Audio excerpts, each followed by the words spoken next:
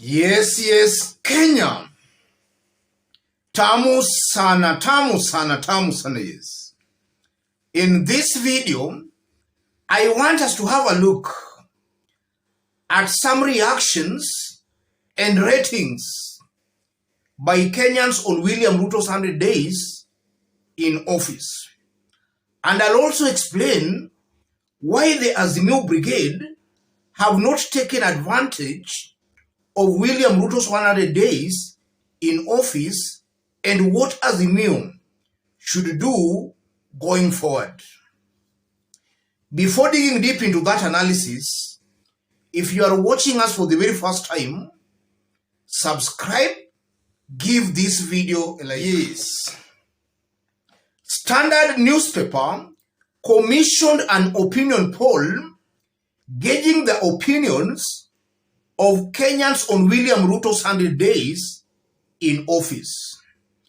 A whopping 73% of Kenyans believes William Ruto has failed to deliver. Dull Christmas for Ruto as ratings fall. Performance survey. In an opinion poll commissioned by the Standard, majority Kenyans, 73%, feel the president has not met the expectations and could have done more to caution them from the ravages of high cost of living. Yes. If you go through that story, that's what the Standard is trying to expound on. In this video, as usual, I want us to dissect that to see what it means politically. Yes. Let's dig deep. It's a fact. William Ruto has performed below par in the 100 days in office. If you look at William Ruto's manifesto, I'm not seeing any single thing William Ruto has delivered on. But in terms of delivering his promises to the political class, he has done exceedingly well. In fact, he scores an A on how he has treated his fellow politicians. And I'm saying that because as I talk, William Ruto is even in the process of creating an office for Raila Odinga.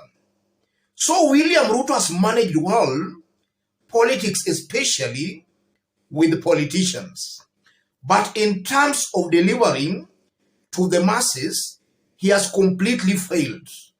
In fact, in a scale of 1 to 10, I'll give William Ruto a 1 or a 2% in a scale of 1 to 10.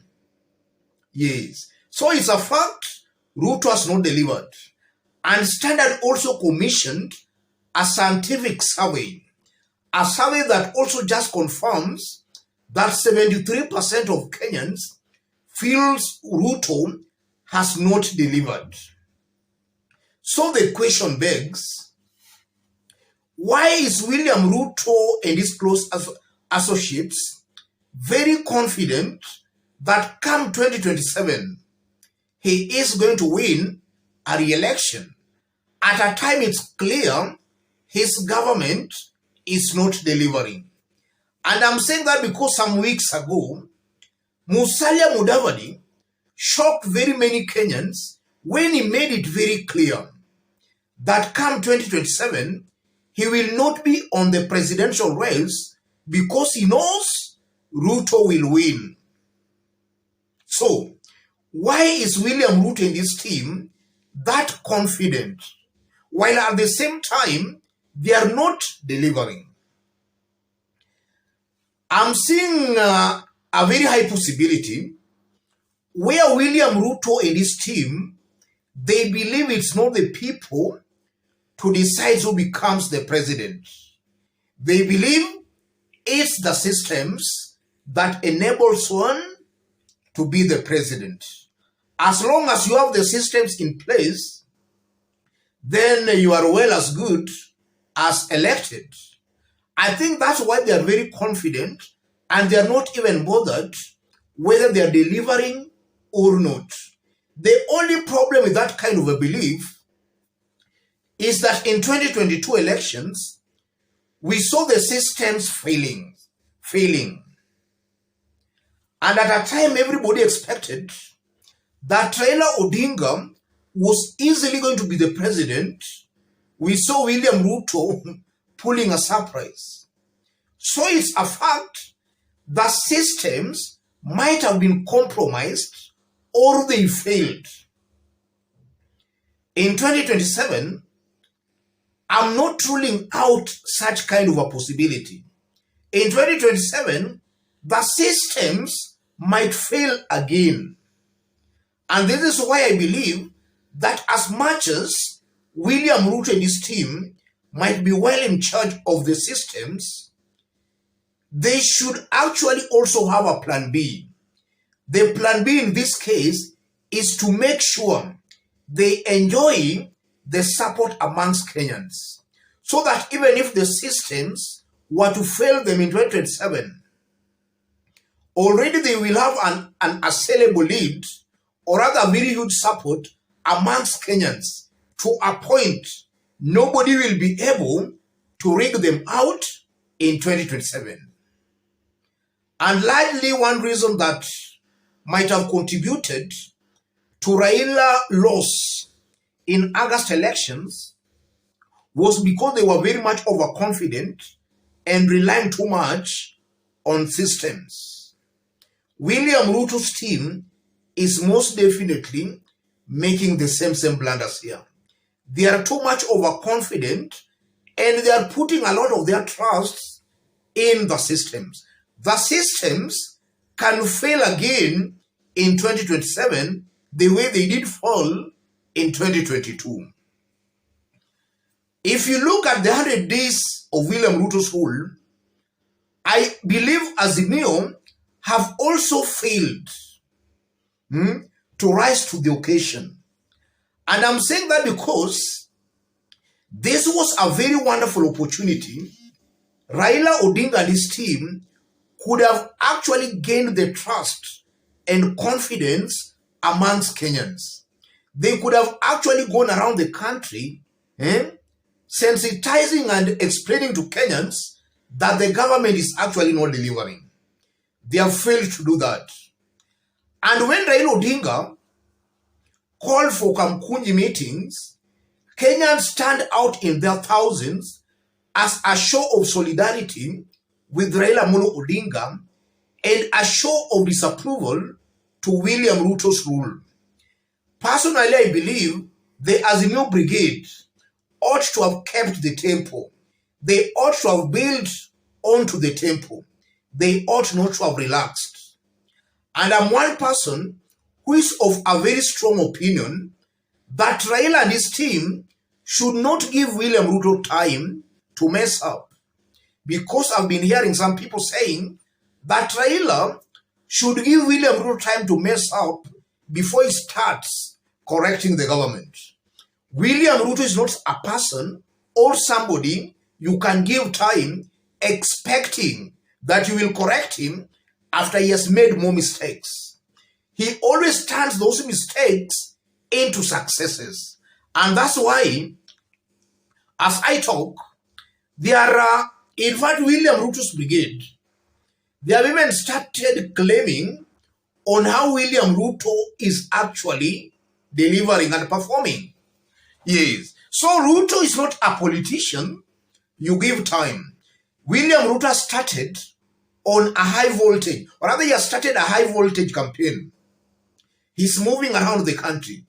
That should be the same speed as the new brigade ought to be adopting. As William Ruto moves with speed, Azimio should equally move with speed. They should not give William Ruto time to make more mistakes. Ruto is not a politician to be given time. And that also puts the spotlight on those surrounding Raila Odinga.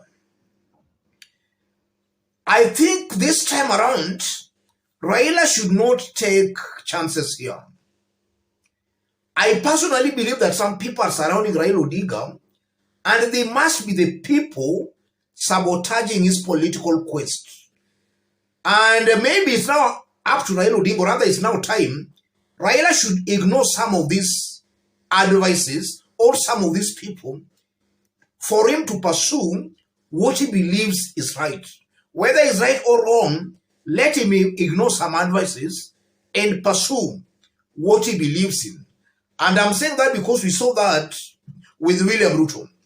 At a time, it was very clear William Ruto was making all blunders in everything.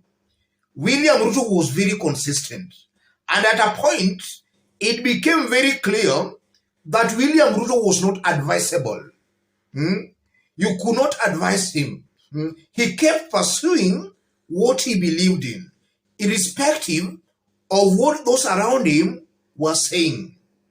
I believe it's high time Raila Odinga also adopt that.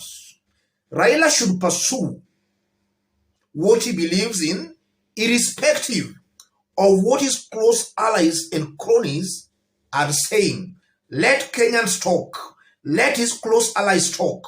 But he should pursue what he believes is right. Sometimes it's also good to ignore advices, especially when the advices are not actually helping you to realize what you want to achieve. So, going forward, Raila should just pursue what he believes is right. Let me stop it there, ladies and gentlemen. If you want to support our channel here, I've pinned my number on the comment section. And I've done that because some of you have been asking for my number. I've pinned the number on the comment section. Contact me through the number or feel free to channel your support to the number. Let's meet in our next analysis. Thank you.